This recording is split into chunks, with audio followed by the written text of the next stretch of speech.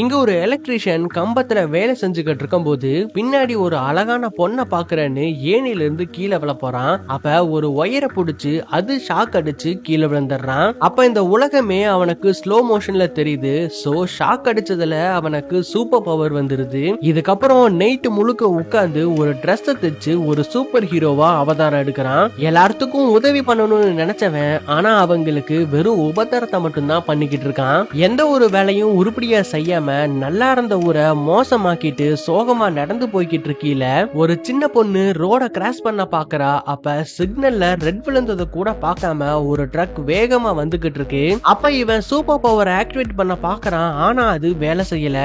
என்ன ஆக போகுதோன்னு எல்லாரும் பாத்துக்கிட்டு இருக்கும் போது சூப்பர் பவர் இல்லைனாலும் இவன் அந்த பொண்ணை தள்ளி விட்டு உயிரை காப்பாத்திடுறான். ஆனா ட்ரக் இவன் மேல மோதிருச்சான்னு பார்த்தா அதுக்கு முன்னாடியே அந்த டிரைவர் பிரேக் போட்டான். அதனால இவன் உயிருக்கு எந்த ஆபத்தும் இல்ல.